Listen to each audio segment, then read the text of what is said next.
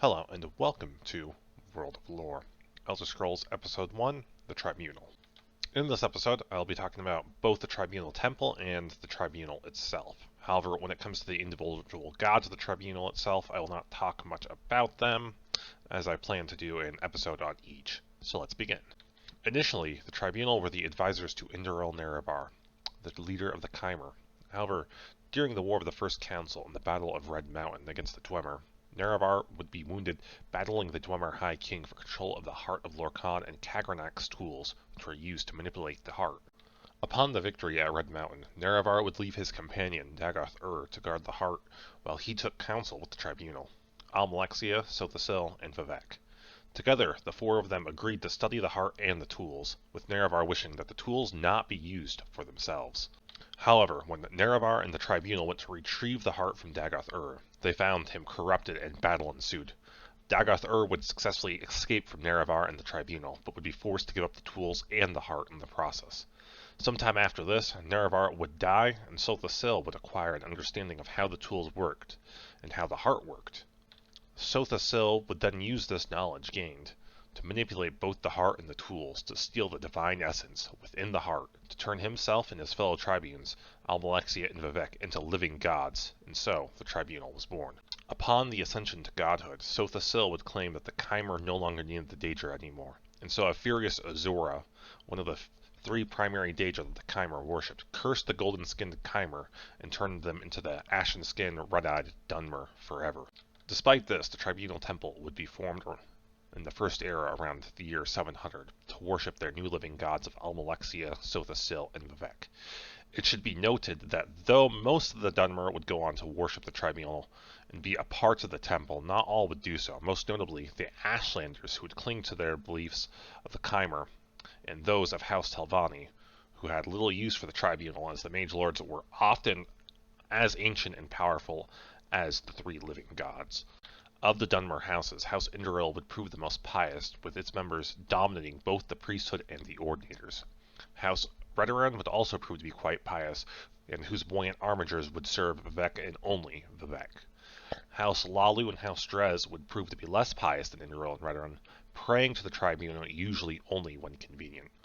According to the Temple and the Tribunal themselves, three Daedra recognized the divinity of the Tribunal. These Daedra were Azura, Boethia, and Mephalia, and were the primary Daedra that the Chimer had worshipped before the ascension of the Tribunal. The Tribunal would essentially usurp the roles that these Daedra had played, with Azura being the anticipation of Sothasil, Boethia being the anticipation of Almalexia, and Mephala the anticipation of Vivek. The Tribunal would not only usurp the spheres of influence that the Daedra had held, but would also be considered patrons of different things within their own right, with Almalexia being the patron of teachers and healers, Sothasil the patron of artificers and wizards, and Vivek the patron of artists and rogues. While three Daedra recognize the ascension of the Tribunal to godhood, the Temple believes that four Daedra rebelled against this idea, and though they would be considered holy for challenging the Dunmer and testing their faith, they would still be considered enemies of the faith, and the Ordinators would hunt down those who worshipped them. These four Daedra were Malakath, Mehrunes Dagon, Molag Bal, and Sheogorath. The Temple did not just worship the Tribunal, but would name saints for accomplishing great deeds. These saints would be venerated and have their own spheres of influence, and many saints would be named, including the Tribunal itself. Some of these saints are Indoril Nerebar the Captain, who is the patron of warriors and statesmen, Veloth the Pilgrim, the patron of outcasts and spiritual seekers, Arlor the Pentient, patron of tanners and miners, Delin the Wise, patron of potters and glassblowers, Felms the Bold, patron of butchers and fishmongers, Lothis the Pious, patron of tailors and dyers, Realms the Barefooted, patron of pilgrims and beggars, Miras the Peacemaker, patron of farmers and laborers, Alms the Just, patron of sailors, chandlers, and clerks, Rorus the Martyr, patron of furnishers and caravaneers, Saren the Merciful, patron of brewers, bakers, and distillers, Vorus the Immolent, patron saint of House Telvanni, and Juib the Eradicator of the Winged Menace. Though the Tribunal gained their godhood from the use of Kagranak's tools upon the heart of Lorkhan, the Tribunal Temple would claim that their godhood was achieved through superhuman discipline and virtue, and supernatural wisdom and insight. In Temple doctrine, the Tribunal saved the Dunmer and Morrowind from many threats and disasters, such as when Sheogorath threw Bardau from the sky, and when Almalexia and Sothasil banished Mehrunes Dagon back to oblivion after the destruction of Mordhold. Vivec's fights with the Ruddy Man, Vivec's fight with Mehrunes Dagon, and the defeat of the Kamal invasion would all be recorded within the temple as the Tribunal protecting its people. The Tribunal would also create the Ghost Fence, a magical barrier around Red Mountain built to curb the spread of the Blight and Corporus curse that was created by Dagoth-Ur to plague Vardenfell. The Ghost Fence would be manned and defended by primarily the Buoyant Armigers and the Ordinators, as well as the souls of the dead brought to it. Due to this, the Tribunal Temple frowned upon family tombs, preferring the dead be sent to the Ghost Fence or to the Necropolis at Necrom, though they did not forbid them. While the Buoyant Armigers served Vivec exclusively, the Ordinators served the Tribunal Temple as a whole, acting as guards for the various temples and for the entire city of Vivec. There are 4 different orders of Ordinators: the Order of the Watch, who guards the temples and shrines; the Order of War, which fights the enemies of the temple; the Order of Doctrine and Ordination, who are military scholars; the Order of Inquisition, who would suppress heresy among priests and worship. Mournhold would be guarded by the High Ordinators, who were chosen from the strongest and most skilled fighters amongst the temple. The best of these would be handpicked by Almalexia to serve as her personal bodyguard and would be known as the Hands of Almalexia. Other than Vivec City and Mournhold, the temple would have 2 other important cities: Clockwork City, a metaphysical realm that supposedly existed outside of space and time created by Sothasil, and the city of Necrom, which held the Necrom Necropolis. As one can gather with the existence of the Order of Inquisition, various sects of the faith would exist in the temple, though most of these would be deemed heretical. The most famous were the dissident priests. These priests disputed the Tribunal's claims of achieving godhood and most other temple doctrines.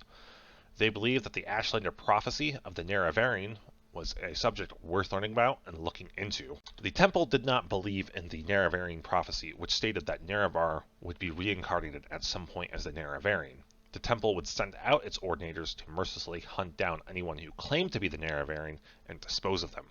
The worship of the Tribunal by the temple would end in 427 of the Third Era with the cataclysms of the Nerevarine prophecies, in which the Nerevarine would intervene in events on Vardenfell on Azora's behalf, defeating Dagoth-Ur and destroying the Heart of Lorkhan.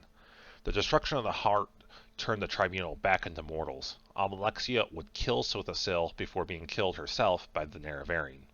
Vivec would go on living only to disappear sometime before or during the Oblivion Crisis. With the collapse of the Tribunal, the Temple and the Dunmer people as a whole would begin a period of soul-searching, with some believers converting to the Imperial cult. This would end after the Red Year in the 5th year of the Fourth Era, in which Bardau fell from the sky, no longer being suspended by Vivec or the Ingenium. This impact caused the eruption of Red Mountain, earthquakes, and major flooding all across Morrowind. After this, the temple would undergo a reformation and begin worshipping what would become known as the Good Daedra, Azora, Boethia, and Mephala, the same Daedra that their Chimer ancestors worshipped so long ago. This would become the New Temple, or the True Tribunal.